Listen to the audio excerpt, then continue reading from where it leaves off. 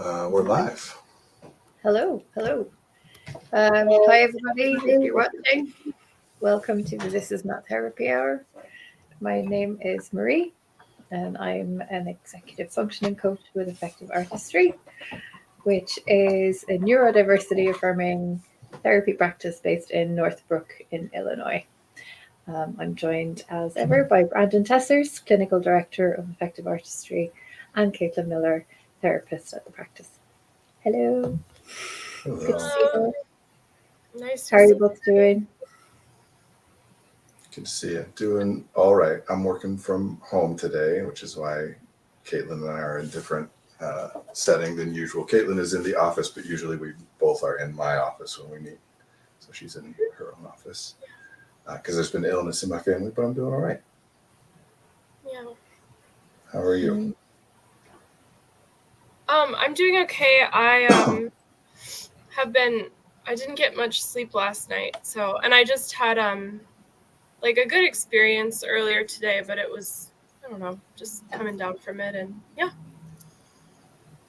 kind of distracted. How about you, Marie? I'm doing okay. Yeah. Not a lot been happening here. My boyfriend's just been and gone for a flying visit, so we had a really nice weekend where we ate a lot of food and just relaxed and hung out, and it was really nice. So Nice. I'm missing him today, but otherwise fine. I'm not familiar with that phrase. Did you say flying visit or fly-in visit? A flying visit, yeah. It's a short visit where you fly in and fly out. Yeah. Good to know. I was like, Cool. Maybe you're like autistic fae in Scotland, and it's like you're flying while you're visiting because you're able to fly. That's what I thought. Yeah. Caitlin has there's a, I think we've talked about this on the stream before, but there's a old, I don't know, myth, I guess you'd call it, of the changeling, the human baby that was taken and replaced with a fae baby instead. And there's a lot of theorizing that changeling was like what people would call people that were autistic, in the UK back in the day. So Caitlin has a very strong connection between the fae and autistic. Those two things just connect for that. I just wanted to give some, when you said autistic fae, I was like, let's explain that connection.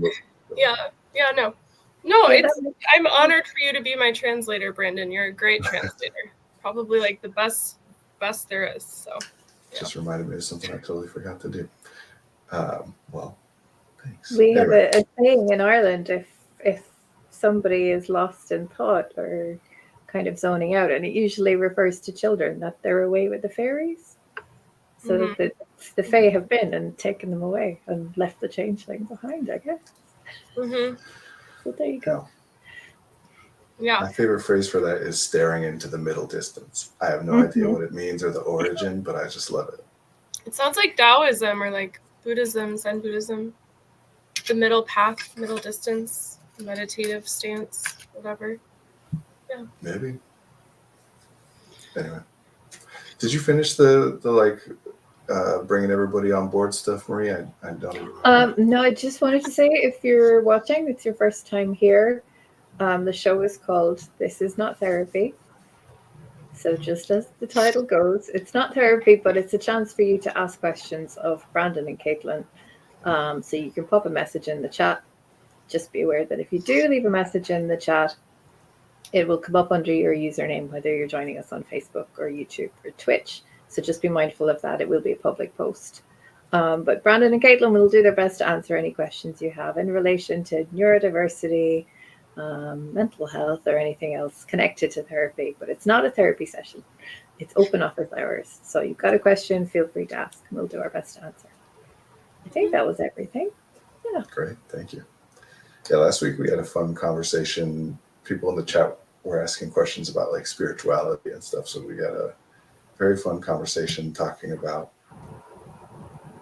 I don't know, very fun but philosophical concepts of God and all kinds of things. The afterlife, I think we discussed at one point. Anyway, my mother enjoyed it, which means A+. Well, there we go. Okay. I wish I knew your mother's name off the top of my head, because then I would have said making her Good.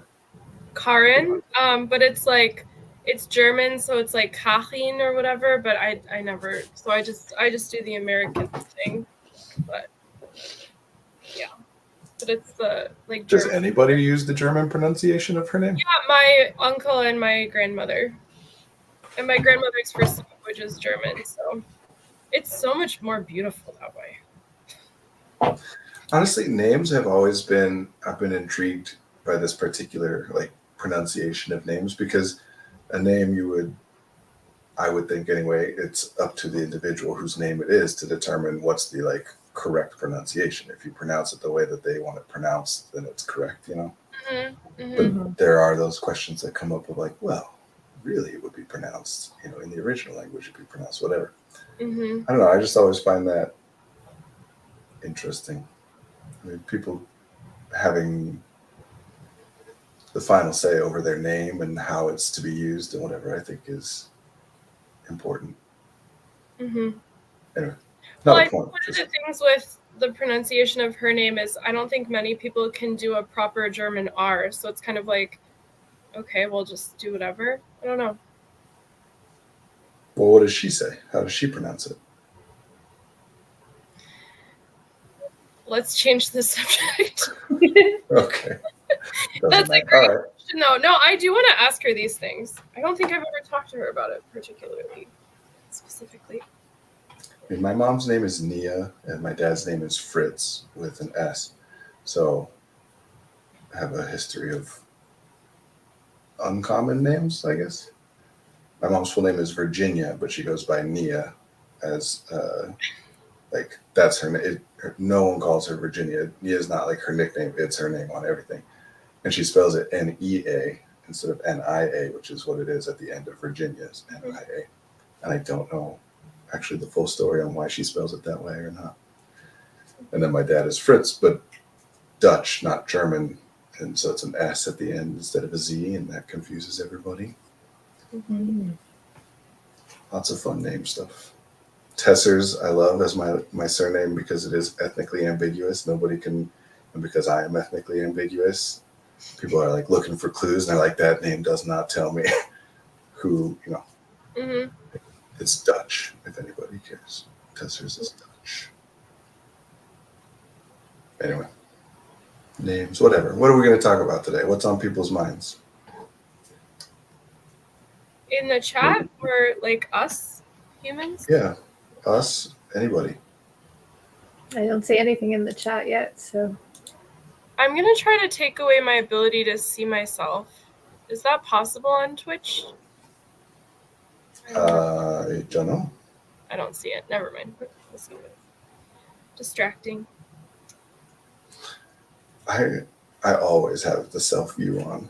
I look at myself way more than I look at the person that I'm talking to when it comes to like Zoom or whatever, like video call interactions. Yeah. Which I have heard, but don't have good data on this, but I've heard that's a fairly common thing for certain kinds of neurodivergent people, that it's almost like a stim in a sense to be able to look at yourself instead of the other person during a conversation. Yeah. We don't get to see ourselves, right? So I'm so we're sat in front of a mirror all day. Honestly, I mean, I was an actor in my younger days, and I still obviously have nowhere near as much time seeing myself and what my face looks like and everything as over the past, I guess, almost 4 years now of being a therapist since the beginning of the pandemic, and it all switched to remote. I mean, I see myself in real time on camera for hours a day. I mean, there have been times where it was 8 hours a day for 5 days a week, you know, which has been, I've actually quite enjoyed it. I feel like I have such a better understanding of my face and how to communicate with it, like, you know, what it looks like when it feels like certain things. I've liked it. But yes, obviously, well aware, as Caitlin was saying, that it drives some people up the wall to see themselves on camera. Bonkers.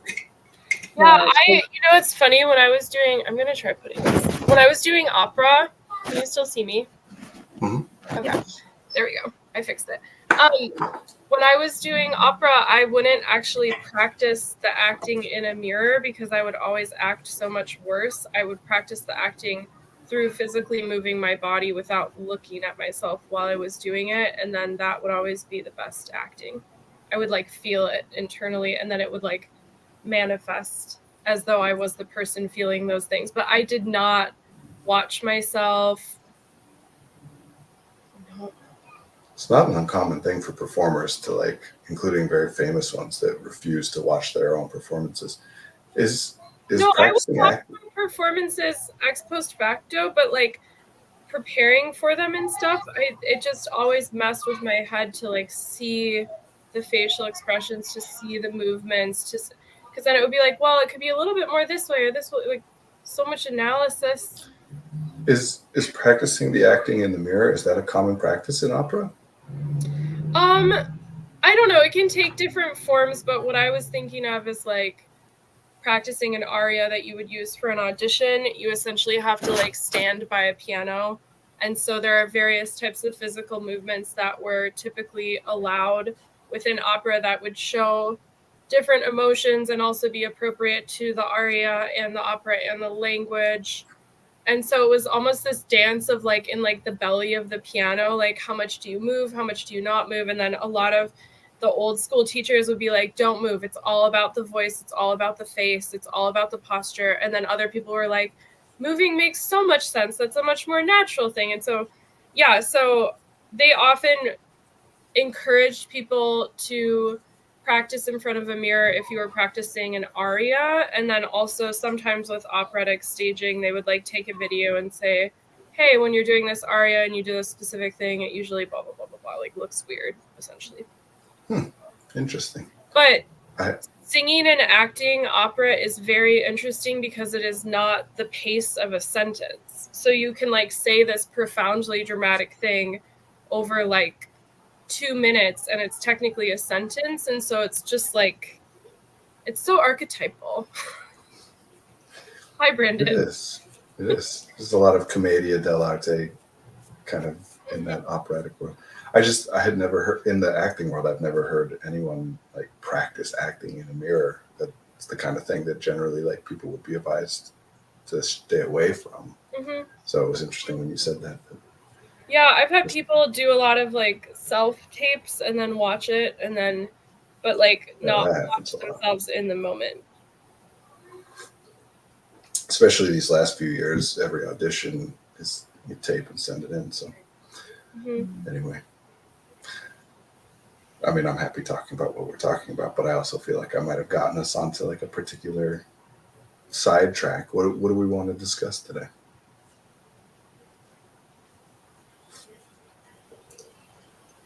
I don't know. I got nothing on my mind. Well, that's probably not true, but there's nothing jumping out right now. Fair enough. On my very long docket of things that I would like to ask you about, Brandon, one of them that's coming up recently is the creative process and hearing your thoughts about it. Yeah, how's it coming up? Tell me about this. Are you like engaging in this? You know, trying to engage in the creative? Okay, cool. Tell me a bit about. I mean, you don't have to give me details. The creative process is a very broad category, so maybe some. Let's say getting into a place in which I am consciously having no metacognition, being in the moment and creating a piece of original art that is authentic to myself. And I have noticed the less I think, the better, whatever. Okay, the better the art is in the sense of it's more unique and it feels like it is more me. It's not like better as in like, oh, if you think when you're creating art, that's a bad thing. Like, I'm not saying that's a bad thing. Just for me recently, the less I think, the better it feels, like the end product, as well as the more I enjoy it in the moment. And I was curious about how many observations surrounding that you might have and what language you might associate with it, because I usually use phrases like flow state or play, but I feel like it might be useful to hear the way you conceptualize this, Brandon Tessers. Okay, cool. Well, one thing I think is worth putting out there is that metacognition, typically when people use that phrase, they're not talking about like a in the moment experience of thinking about your thinking in that moment. Typically they're referring to like doing an analysis or looking back over or evaluating your patterns of cognition, that kind of thing. And then yes, I would say, like we talked about a couple weeks ago, if you're conscious, you're thinking, right? That there's no such thing as not thinking. Mm-hmm. You just might not be as aware of it. Your attention is focused on other places besides your own cognitive environment. So can I repeat that? So my goal would be that in the moment, my cognitive awareness would not include the fact that I am thinking. Yeah, I mean, in essence, you're paying attention to what you're doing and not to what you're thinking about what you're doing or about what you're about to do or about anything else. Mm-hmm. So yes, it is. When you say it's more me, right? Like the art is more me. I think another way of talking about that is to say that you're not editing it as much, right? That whatever's happening is happening. You're responding to whatever you're observing in the environment. You put a line down and then you put another line down based on that. Mm-hmm. Where the more that someone is thinking about, is this good? You know, will people like it? The more you're thinking about that in the moment, the less of your attention is going to the thing that you are actually doing. Mm-hmm. Which doesn't mean, I mean, that's useful and even, you know, preferable depending on what stage in the process you're in and like what you're trying to do. But flow state or peak experience or being in the zone, empty mind, no thought, like a lot of different phrases to all refer to that state where you are not aware of your own thinking. And generally, it's always talked about as a very good thing. Mm-hmm. I think that some of that is because you're doing the best that you can do in that moment, right? Best is a nebulous term here, but for whatever it is that you are trying to accomplish, all of your attentional resources are dedicated to that thing. The other thing about being in the zone or whatever is that it's typically referring to you're doing something right then and there in that moment, right? You're paying attention to the environment rather than to your own internal environment, the exterior physical environment, and you're doing something moment to moment in that environment. You know, it's often talked about with physical activities, sports and things like that, but art too, which is a physical, the execution part of art is a physical What would you activity. think about as a prerequisite to designing improving executive functioning around the creative process would be some version of how can we design an environment in which you are most likely to focus on what you are doing and not on cognition? Well, I mean, are you asking about what we can do in the environment to make that the most likely? Well, I feel like essentially yes, but I feel like with a lot of my artistic clients, who also identify as neurodivergent, that usually that's kind of the first place we go to is like how to get you in this state, sort of how to get you out of cognition while you're creating things. Well, this is going to sound maybe paradoxical. Yeah. Well, okay, let me finish that statement, but then I decided that there would be a better place to start, but I'll finish that statement. This is going to sound maybe paradoxical, but one of the things that I think is most conducive to that is to accept that you don't need it. You don't have to get out of cognition. That if you're thinking, then you're thinking, and that's fine. It's kind of like the same as trying to get yourself to fall asleep. The more important that you think it is that you not be thinking, the more difficult it is for you to stop thinking. Yeah, I was actually thinking that earlier, to not like have sort of a vibe off this stream to be like, if you're thinking during your creative process, you're doing it wrong, or like you shouldn't be creating when you are aware of thinking. Well, so let's back up a little bit and talk about creativity and the creative process and whatever, because really it sounds like what you're talking about is an artistic process specifically, right? I'm trying to clarify. Is that you're talking about creative process in terms of making art? What do you mean by artistic versus creative? Okay, so creative is about making new connections, right? You can do anything creatively. You can file your taxes creatively. Mm-hmm. Creativity means I'm taking A and connecting it to D, where those two things had not previously been connected for me. This is also important, I think, especially for artists. It is not about that you're the first person ever to make the connection. Other people have made those connections in the past. Mm-hmm. But when we're talking about creativity, from like a cognitive science standpoint, we're talking about connecting things in new ways. Mm-hmm. Art is about doing things in a particular format, utilizing a particular medium. So I would like to have this be about the artistic process in the most creative form of it. Okay. I mean,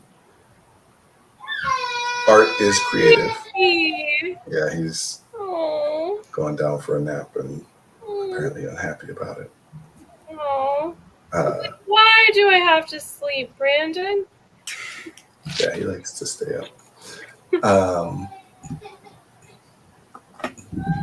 Anyway.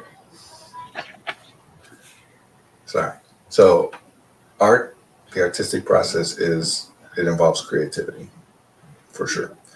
This is kind of one of those like all ducks are birds, but not all birds are ducks things. Yeah, that's what it feels There are many, many things that involve creativity that are not art, but art involves creativity. Mm-hmm. And to define specifically what art is, we've talked about when is a pile, right? Like it's one of those words that people are going to use it differently. To me, the way I have found it, as I often do, I have my own definitions of words, even though I know they're not correct. It's just the way it helps me to think about things. I think of art as something that is created with the express purpose of being shared with an audience.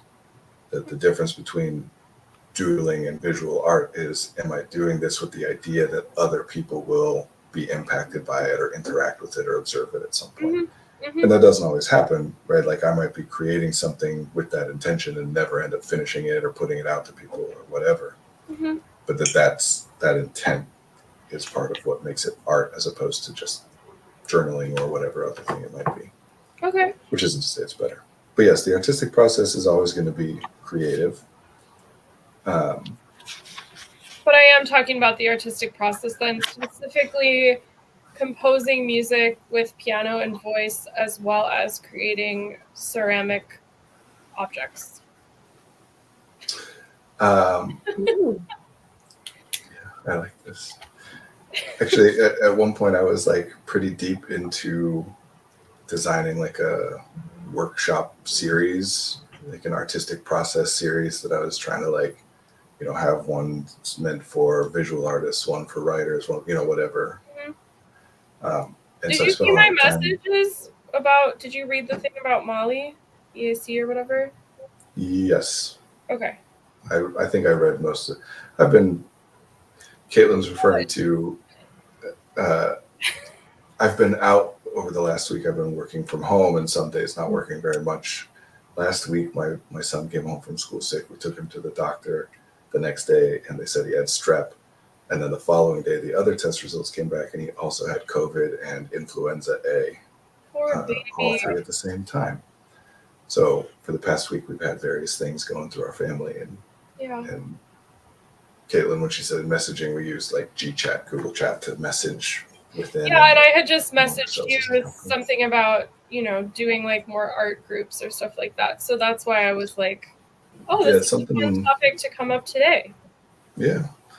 Well, there's lots of specifics. I started down some different. Anyway, I'd have to like access, go look up the things that I was working on back then. It was a few years ago, but I'd spent a lot of time thinking about this and broken down the artistic process into like 5 different categories and like different steps and whatever. Mm-hmm. I feel like our theme of 2024 is going to be like bring back 2020, Brandon. Like I'm resurrecting him. Cool. Here's the thing about the artistic process is that people tend to focus on what I would call like the production phase, which is the actual like doing the physical things necessary to make the art exist in the physical reality, right? Whether that's putting paint on a canvas or hitting notes on a piano or whatever. But obviously that's not the first step in the artistic process. And there's different ways of talking about this. You know, the one that's really popular among artists, there's a book called The Artist's Way by Julia Cameron. That's, I don't know, people like do their own impromptu kind of workshops and go along stuff together, but I think there's official ones too. Yeah, that talks about this some. But there's a bunch of different ways of talking about it. In other words, you have to, it's a cycle. You don't create out of nowhere, right? Like you have to have experiences and gather and collect data and ideas. Then you have to create, meaning connect those things in ways that are new to you. And then you have to produce that, execute that. And then I would say that the next step is then to share, to put it in front of the audience.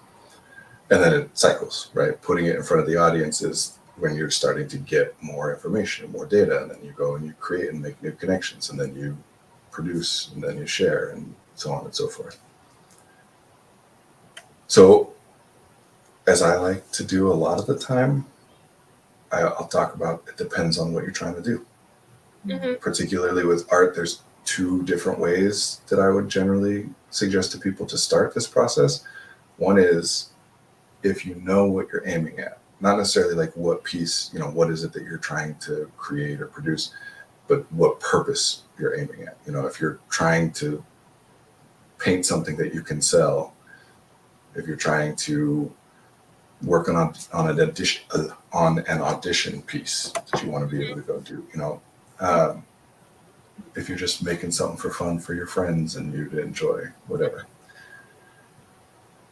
But that's not always how it works. You don't always have an idea of what exactly it is you're aiming at. So we'll put a pin in that and come back to it. And then the other is to just start, just do stuff. That like, and I think this might be, if I had to guess, I think this might be more what you're talking about, Caitlin, that like, if you want to write a song, you just sit down and you put your hands on the piano and you just start hitting keys and you just mess around until something ends up happening. How would you say composing a song on the piano as an example, how that would be different from like the preparation stage you were talking about earlier? Like, would that be a time when someone would be like, I'm thinking about doing it in a minor key with this chord progression, and I was thinking about it having this theme or something, versus like just doing it in the moment and seeing what happens? Well, so that first thing you said about like, I think I'm doing it in a minor key, that would be part of the process that started with, I know what I'm aiming at. Yeah. And then messing around on the piano is part of the process where it's like, I'm not aiming at a particular thing. I just want to start creating something. And effectively it's different points in the cycle, right? We talk about this outside of art. We talk about this a lot, that there are two different ways to gain information. One is through direct personal observation, which, you know, that plays into all versions of getting experience, trying something and seeing what happens, looking around the corner to see what's there, right? Like your own direct observation and experience. The other is to get information via communication with other people, that other people can share information with you through whatever communicative methods. And so this is like that, the like sitting down and just messing around is you're getting information about what you want to do through your own direct experience. You're just hitting keys, and we'll stick with playing the piano, you know, writing a piece on the piano for the examples. That you just hit random keys, and every sound that hits your ear, you have a response to, and some you're gonna say, "Ooh, I like that," and then you just kind of start. Sometimes it's the feeling in your fingers, you know, something about a particular interval or chord just feels nice.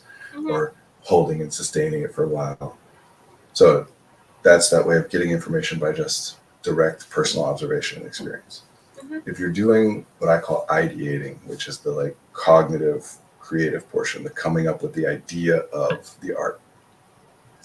If you're doing that, then that's something if you're doing that before sitting down at the piano, then that would be something that to me started in the other way. You know what you're aiming at, right? Like if I were going to sit down and start before sitting down to write on the piano to say I want it in a minor key, then I'd have to have some idea of what I'm aiming at. Maybe I'm writing a piece for a musical and I know that this particular piece is at a sad point in the arc of the story and it needs to have. I keep thinking that with more ideation, do you think that makes it sometimes harder to actually create? Because I've had clients be like, yes oh, I no. had this. Okay, tell me more. What's yes and no?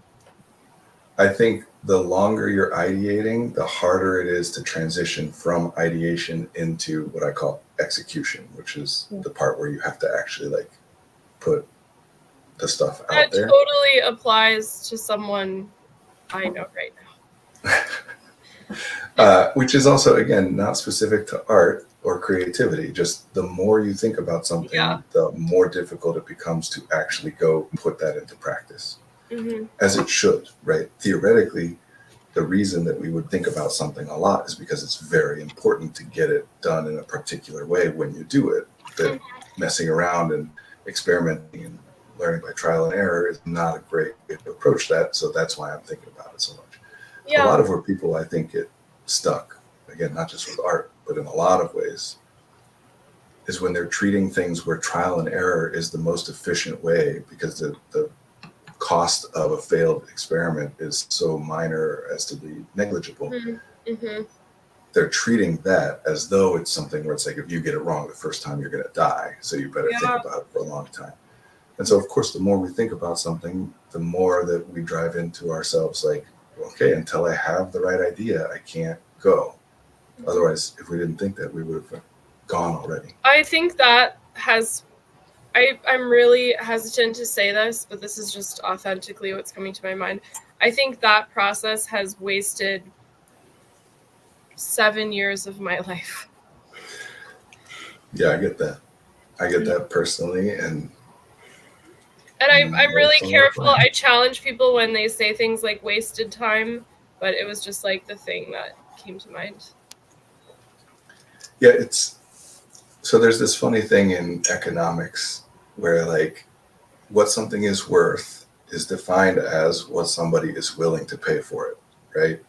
So if I have a piece of garbage that I auction off and somebody pays $10,000 for it, then by definition, that piece of garbage is worth $10,000. Mm-hmm. And that kind of futzes with some things and makes some interesting things. But in this case, especially through the lens of cost and value, accomplishment equation stuff, if you think about something for 5 weeks, then it is that valuable to you. Mm-hmm. You can't think about something for 5 weeks that is not, in your estimation, worth thinking about for 5 weeks. And something that's worth thinking about for 5 weeks is not only incredibly important, but that there's a massive delta between the success and the failure condition, a huge gap. And multiply that by 5 years. Well, sure. I mean, the longer you think about something, the more important it feels, and the larger the difference between the success and the failure. And I'm trying to clarify, because there are things that are very important, but it's like, hey, this is super important, and if I nail it, I get 100, and if I really biff it, it's a 99. So like, even though the activity is important, the gap between it, in that case, it's still not worth thinking about very much because I can just try it. A failed experiment doesn't really cost me that much. Mm-hmm. And with art in particular, this does seem to be something that I'm hearing a lot about. I don't know. I can't say why, but to me, it feels like something that's becoming more prevalent as time goes on, is this idea that I can't put my stuff out there until I'm ready to like be successful. You know what I mean? Mm-hmm. They're like, I can't put a song out there until it's done, mm-hmm. which logically speaking is absurd. That's mm-hmm. not how it works at all. And this is more true as time goes on because of technology. The cost of putting something out there goes down further and further, and therefore logically it would be put your stuff out earlier and more frequently. Mm-hmm. Well, But for me, like I was thinking about that too. With if we stick with music, you know, if you like write a song and whatever happens to it happens, but then a couple years later you're like, oh, I just thought of this amazing additional blah blah blah, or I want to like change it. I think there is a beauty in the internet right now to be like, oh, I just updated this song and this was it is what it is, instead of like a book that's published once and it's never published again, and if you say stuff in it that's ridiculous, you just have to like die on that hill. see, the So funny thing is though that that's not even how book publishing works, and right, like how many editions? The copy I have of well, Man's Search for Meaning is like the 4th edition, and is at the but I beginning it thought has. editions, yeah, I thought editions though were correlated with how successful it is. So like if you write a book that's not really successful, then the publisher isn't incentivized to do an edition, right? Because it costs them Sure. money. Although if you write a book that isn't very successful and then later on want to continue to refine some of those ideas and the stuff that you were working on in that book, then you just put it out as a new and different book. And because the first one wasn't, nobody knows about it, so nobody's going to say this is just your revising of your earlier work. You know what I mean? That is a good point. Thank you, Brandon. That's bringing the cost way down. I like that. Yeah. Art is about iteration, as all communication is. One of my favorite ways to talk about art again is it's done with the express purpose of being shared with an audience, right? Meaning that art is a particular version of communication. That under the like umbrella of communication, art is communication that I am doing. I, as the artist, am initiating, sending out this communication, but to unknown recipients Mm-hmm. at a future different location where I will not be. Mm-hmm.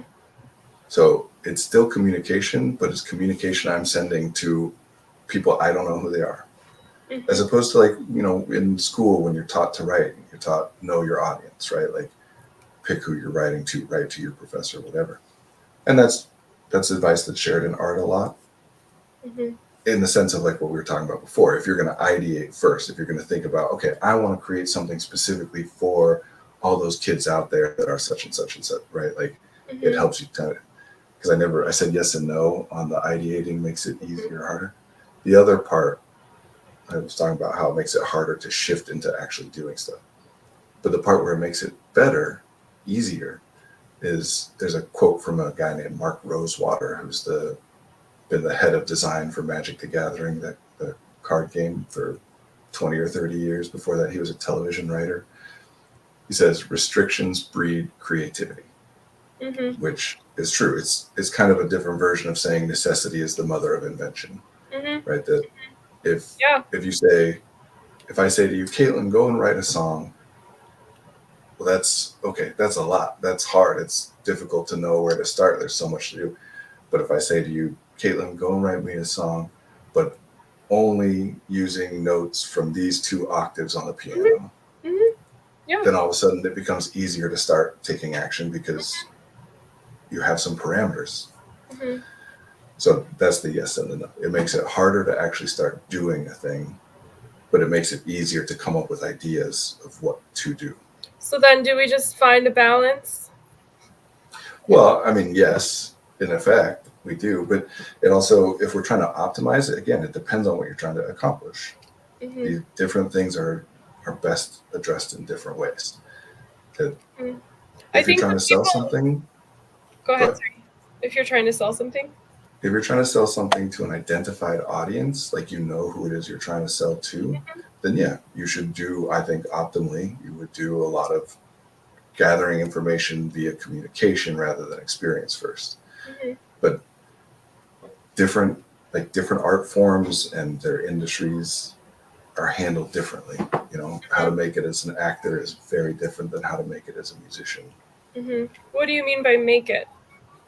You know, get to a point where you're making money consistently off of your art enough to support yourself. Mm-hmm. Yeah. Some art forms are more communal in nature. Some are more solitary. Like Mm-hmm. this is, I think, a big part of what performance art, like it draws certain types of people more so than the other because it's communal. Like theater is you are working with a bunch of other people. Even if it's a one-person show, there's still a bunch of other people you're working with in the creation and backstage, and where you can be a musician by yourself, or especially the most solitary, being a writer. You can be a writer off by yourself. That's not optimal, but you can do it. Not optimal. Anyway, I'm jumping all over the place. I forgot where I even cut myself off last. Because I wanted to make sure to finish that point of why it can be beneficial as well as detrimental to think a lot before you do stuff. Where was I? What were we talking about? I lost it. I guess I saw it. Go ahead. a place my brain goes to is like, so what are the steps of the creative process or the artistic process? And then, I don't know. Well, so it's a version of something that you and I were talking about recently, Caitlin, in my way of talking about the acquisition, arrangement, application thing. You get information, you come up with an idea, you execute the idea, and then in executing that idea, you get more information. The art, I mean, all things for sure, but art especially should be looked at as an iterative process. That your first, another fun quote from a show called Adventure Time, a little cartoon that I've never watched, but memes and all that. Sucking at something is the first step on the road to being kind of good at something. I like that. Can we talk for a moment about judging the either skill level you have or the quality of the artistic output at the end of? Yes, please, let's. How do you do that? I have been You wrong don't. so many times. Yeah. And the lesson that you've taken from that is that you could be better at it and therefore be right more? No. Yeah. So is this the audience like ABC thing or whatever that you talk about? Yeah. Alpha, beta, and then wide release. Another one of my little frameworks. Yeah. What you decide is when it's time to share it with a particular person, right? Like when it's time to share it with your spouse, when it's time to just put it out there and share it with the public at large, when it's time to send it to your editor. What you decide is just that. The only evaluation you get to make is, am I ready to share it? You do not get to decide whether it's good or not. And I know that there are other ways of like approaching this, and other people would say different things. I want to be clear about that. Yeah, this is just, I'm very big on what's called the death of the author. There's this big essay written by a critic called Roland Barthes. The main idea being that once the art is created, the author, the person who created the art, does not matter. That art is what happens between the art and the audience. And while the audience members' knowledge of the artist and or the artist's intentions can influence that experience, if it does, it does. If it doesn't, it doesn't. Meaning that that's not the integral part of what it is. Or an even better, I love the show Bluey, the cartoon Bluey. Genuinely, it is a children's cartoon, but I'm telling you, and I'm certainly not alone in this. Genuinely, I think one of the top 5 television shows ever made. It is incredible. I've heard so many good things from people I know who are parents. Highly recommend. Yeah, I mean, kids love it, and that's part of its brilliance. And certainly a lot of it is very evocative and relevant to people who are parents, but it's not just either of those things. Anyway, there's an episode that came out recently of it where blah, blah, blah, skip to the end. Come on, Brad. Where one of the characters eventually says, look, once you create something beautiful and put it out into the world, it's no longer yours, really. Wow. Which I think is an important way to think of this as artists. In other words, you can evaluate whether you think it's good or whether you think it's bad. So fucking, nope. That might be the first time I ever said the F word on the stream. You didn't. You were so close, but you didn't. I blame Maybe I can try to bleep. I blame the illness. It's the Caitlin, you just said you've been wrong, right? So you evaluated it. Almost you thought it was always bad. wrong too. Almost always. The very fact that it is possible for you to be wrong, for a person to be wrong, what does that state? Is that your opinion of the piece is not the thing that determines whether it is good or bad. So it doesn't really matter. But couldn't you argue that other people's opinions of the piece also doesn't determine it because there isn't a good or a bad? Yes, you could. And I think that is an accurate way to say it, is that what makes a piece of art good and bad, like we've talked about a lot, these are opinion words. These are words that describe the way that a person is perceiving a thing. Mm-hmm. So one person will say this is great art, and one person will say this is crap art. Mm-hmm. Which again reinforces that this is not even the right thing to be trying to evaluate. Mm-hmm. Yeah. What you were trying. What scares me about our culture, at least at this point, is how much I'm worried about you. Are you okay? Yeah, I'm all right. I'm just very tail end dregs of things. Yeah. I worry about how much people get attached to you are the person who did this thing. So even with effective artistry, the more we put out content and things like that, maybe there's something very silly that was behind the times that was said 3 years ago, and it's a 30-second clip from a stream, and then it becomes I don't know, just that stuff. But I guess that's something that one can control. There's a comment. I was just going to say, yeah. Oh, go ahead, Marie. I was just going to say hi, Bast Insider, and that there's a comment to this effect that I didn't spit things out because we're all scarred by the immortality of social media. Mm-hmm. Yeah. Well, I think I've talked about this on the stream before, and if not, I know Caitlin, you and I have talked about this. If you judge people in any particular kind of a way, then you're judging yourself in that way too. Mm-hmm. Right? That if you think that a comment somebody made 4 years ago is a very important piece of evaluating that person, then that means you think that about yourself too. And I'm not saying that it isn't. I would say it depends a lot on the context and the specifics. There's nuance, right? Mm-hmm. But also,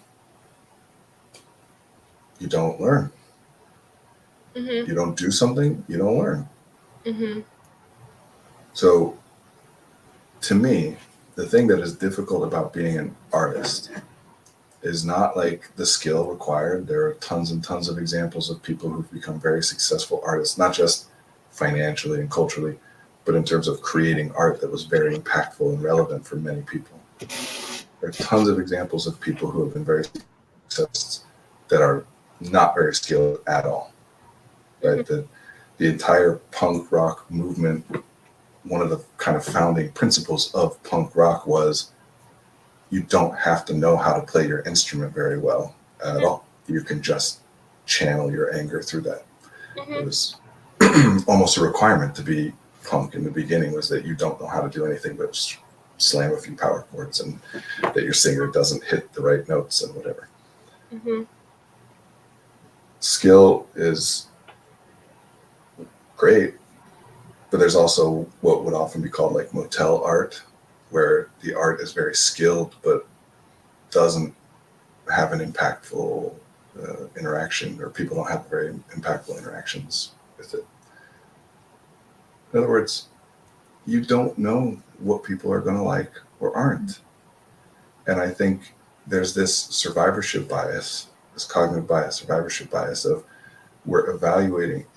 It makes inherent sense that if I'm trying to create things that I think other people will enjoy, that I would look at things that already exist that I know many other people enjoy to get a sense of what it is that people seem to enjoy.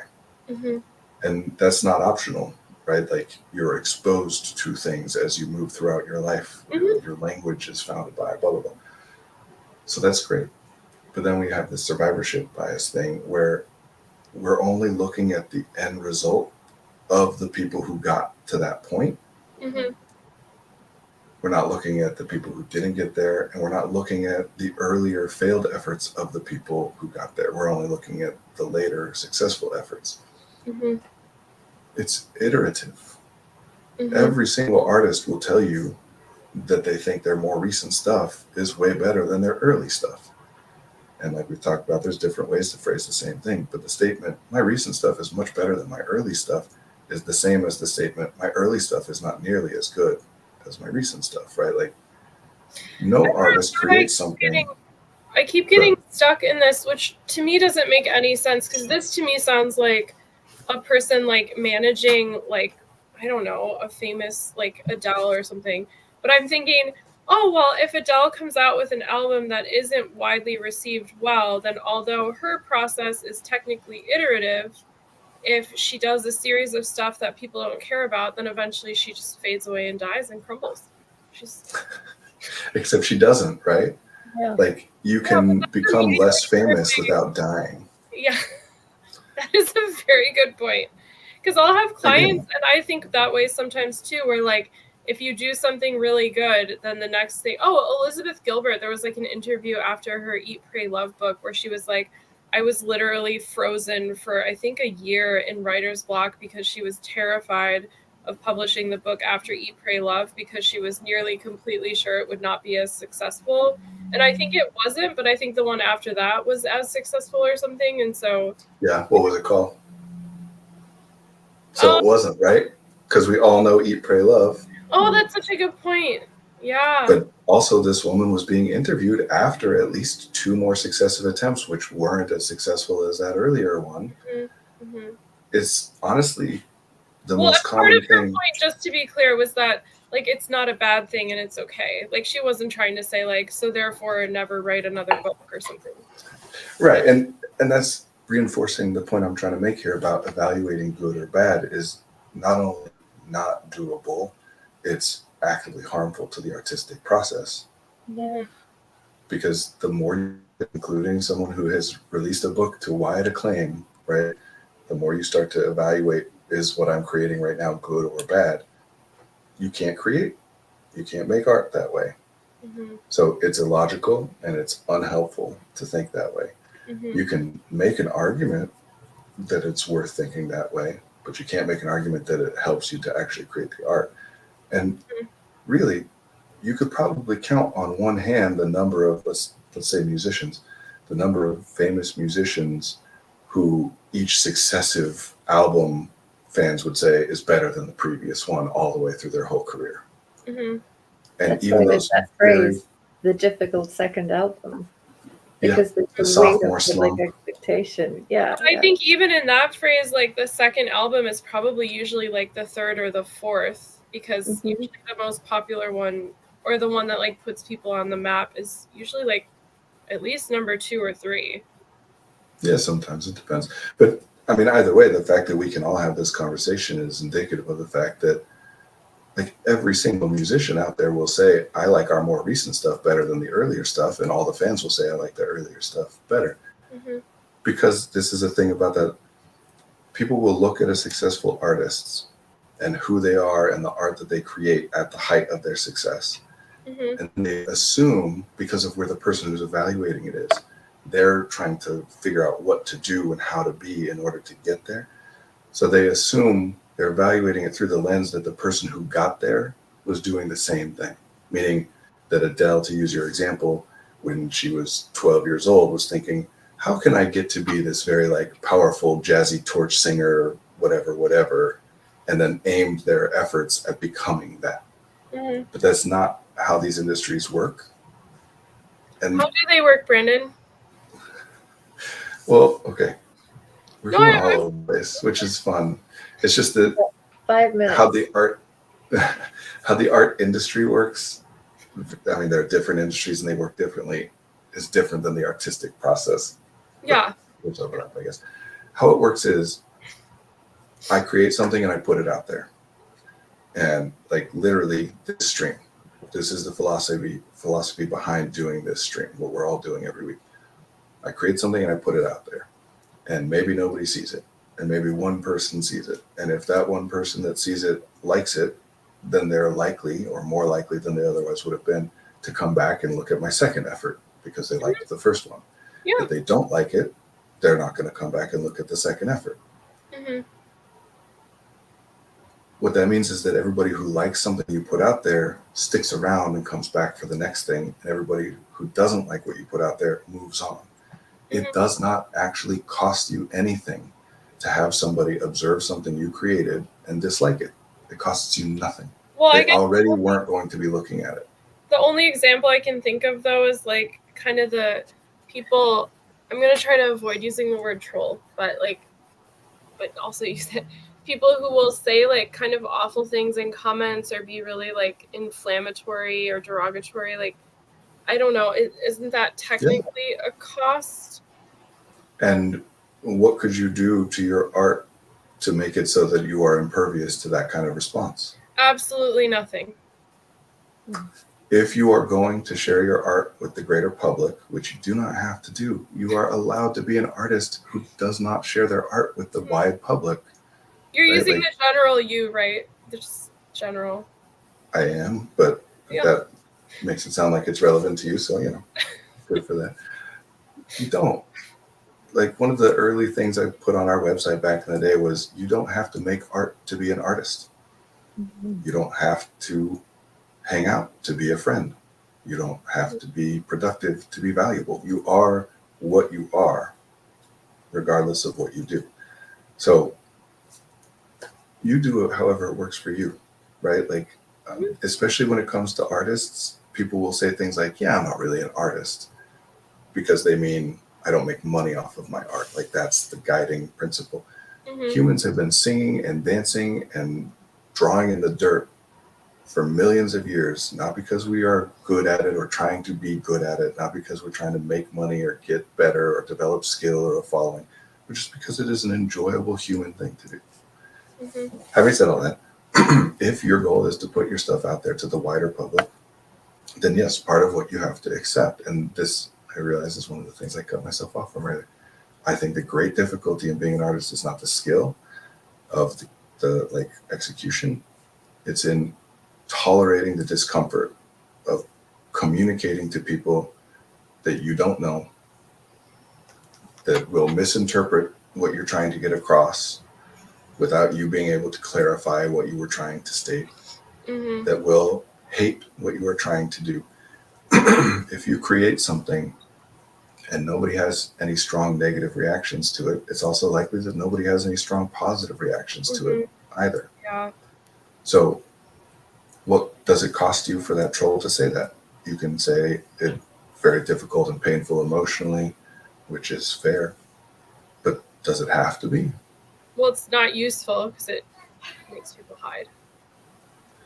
If they're things. Again, there's a reason that, as just like a popular cultural example, Paul Rudd does not watch his own performances. There's a reason that many artists do that. That by the time you have finished creating a piece of art, you have grown and changed as an artist through the process of creating that art. So by the time you're done creating something, you're better, quote unquote, in your own estimation. You've become more of what you want to be than you were when you started the thing. I think it's pretty impossible for any artist to look at art that they have made and said, this is my best work. Because you're better than that by the time you're done making it. Which is why, again, I try to emphasize to people, your job is to just say, do I feel comfortable sharing this with so-and-so, a particular person or group of people or whatever. And some of them are going to like it, some of them are going to hate it. That's what you need to work on. Because art, like everything, is iterative. But because art is a piece of communication intended to be shared with an audience, unspecified future people, you cannot iterate until you do that part. So artists get stuck in this loop where they think they're iterating by coming up with an idea, writing the song, listening to it themselves, critiquing and evaluating the idea, modifying the song, listening to it. They think that's a cycle of iteration. It is not. You don't iterate until somebody else has experienced the art and you've gotten some feedback from that. Otherwise, you're just spinning your wheels. And so the difficulty, the reason that there are only so many people out there who make it successfully at this is because it's really, really difficult to put your stuff out there over and over and over and over and over, because you can have 1,000 people saying it's great and one person saying that you made them want to kill themselves. And guess which one you're going to remember and think about and worry about the next time you're making something. Mhm. So you asked earlier, how does the industry work? And in that context, what we were talking about is how you acquire a following. It's not, you don't design who you're going to be and then work until you get there. You just put your stuff out, and then people who like your stuff continue to follow you and suggest and share and spread your stuff. And of the people that they share it to, some of those people will like it and some won't. You just acquire a following over time, because even if only 1 out of 1,000 people who view your stuff likes it, well, that's one person. The next time you release something, you got one person baked in, where the first time you were starting from zero. There's a reason that influencers, streamers, whatever, are becoming like such a dominant form of content creation, because they make so much stuff and they put it all out there. Oh, we lost Caitlin, and now she's switching to her phone. Hold on, I'm going to drop that version. Computer died. Oh, okay. Well, now you're back with us on your phone. Yeah. You just have to create stuff, put it out, put it out. And yes, Caitlin, I know we got to get wrapping up. So I'll say Caitlin referred to a framework that I use with people is to have your alpha audience and your beta audience. These are terms from product development and whatever. Your alpha audience, that I coach people to do. Your alpha audience is somebody that you are confident that their feelings toward you, their estimation or perception of you, the nature of your relationship will be unimpacted by them viewing your art, experiencing your art. They're not going to like you more or less or think better of you or worse of you. This is why spouses are very common people that are going to be the first one that gets to see the art. Parents are very commonly the people who are the first ones that get to see the art. Mm-hmm. For your alpha audience, it does not matter if they like the kind of stuff you're creating, right? Like, you make metal music and your parents hate metal music, doesn't matter. That's not the point of the alpha audience. The alpha audience is just for you to have somebody to show it to you. Your job is to decide, is it ready to show to the alpha audience? The alpha audience's job is to tell you when it's ready to share with the beta audience. And the beta audience's job is to tell you when it's ready to share with the wider public. The beta, so the qualification for alpha is that there's somebody whose estimation relationship won't change. Qualification for beta is that, no, these are people who actually do like the kind of thing that you're trying to create. Mm-hmm. So if you're writing a fantasy novel, it doesn't matter if you're sharing it with your best friend or your sister or whatever, if they like fantasy. But once you get to the beta audience, yes, you want your beta audience to be composed of people who read fantasy novels, who enjoy fantasy novels. And we can do some stuff if you want to continue this another time. I have some specific frameworks and approaches on soliciting feedback in ways that I think are most useful and iterating whatever. But as a general thing, please, you're going to evaluate whether your stuff is good or bad, by which we mean you're going to evaluate whether you think other people will like it or not. You can't stop yourself from doing that. That's fine. But just know that's not the thing you make the decision on. You say, am I ready to share it with my alpha audience? And once they say, this is good, you should share it to the beta people. Then you share it with your beta audience. And once they say, yeah, this is great, put it out there. That's when you release it. Mm-hmm.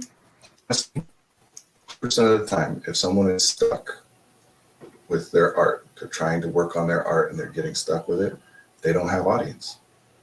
That's the thing. And they think that if they keep working on the art, the audience will come.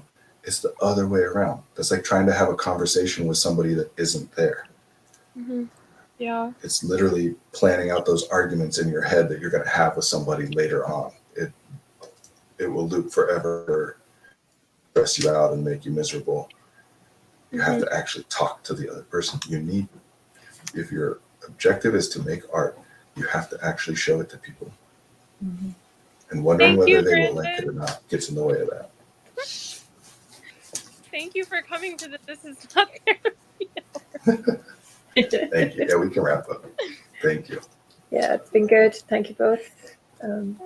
Thanks for joining. Nice to see you, Maria. I missed you. I don't think I've seen you for 5 weeks. It's been a few weeks, I think. Yeah. It's been a couple of weeks anyway. I changed my mind. Can I share one last thing real quick? Are you guys okay if we do one last thing? Just because of the comment about being scarred by the immortality of social media, I want to put this out there. every single person, the two of you, anyone who's listening or watching this, think of a time where you, like someone showed you a song or a show or a book or whatever, and you didn't care for it. You didn't like it. Who was it by? You don't remember for the most part, right? Meaning that if that person's work crossed your desk again, if somebody else was like, hey, you should listen to this new song, you wouldn't see it and be like, wait a second, I listened to one of these people's song like 10 years ago and didn't like it, so I'm not going to like this one. The people who don't like your stuff don't remember you. If they like you, they come back. If they don't, they move on. Which means if you put out something that nobody likes, oh well, that doesn't stop you from putting out something that everybody likes the next day. Mm-hmm. Having a failed attempt costs you nothing other than the emotional element of feeling bad about not accomplishing what you're trying to accomplish, or taking criticism, very difficult, or whatever. And those are things that can be worked on. Successful artists work on those things. They have conquered them or have some way of moving through them. Mm-hmm. You have to. My favorite quote, Chuck Close, a famous painter, inspiration is for amateurs. The rest of us show up and get to work. And I'm paraphrasing from here on out, but we engage in the process. We mix things together and we kick open doors, and we trust that in doing so, things will occur to us that never would have happened had we sat there waiting for a bolt of inspiration. Mm-hmm. So to me, it's not an elitist, like, what it means. You can't sit around and wait for, this is the idea. This is it. Now it's ready. This is perfect. You just do stuff, and you trust that in doing that stuff will come up. But yeah, I don't care how successful an artist is. You ask them, they'll tell you they're not real happy with their own stuff. Literally, Taylor Swift is like, if we had to pick somebody as the like most across the board appeal artist, I think Taylor Swift is a good candidate for that, right? Ridiculously popular. And she has a documentary, or just had a documentary come out, in which she's talking about how difficult it is for her to constantly be trying to figure out how to be the person that everybody wants her to be. Like, being successful in art does not remove the difficulty of caring so much about how other people view you and your art. Mm-hmm. But other endeavors carry their own difficulties too. There's nothing you can do that has nothing difficult associated with it. So just know, sharing it with people, that's the thing that's stopping you. Not your skill level, not your lack of ideas. The fact that you're not sharing it with anyone. Thanks, Brandon. Thanks, Marie. Mhm. All right. Thank you, guys. Thank you for joining us in the chat. See you this time next week, hopefully. Yes, back in the office, hopefully. Bye, all. Bye.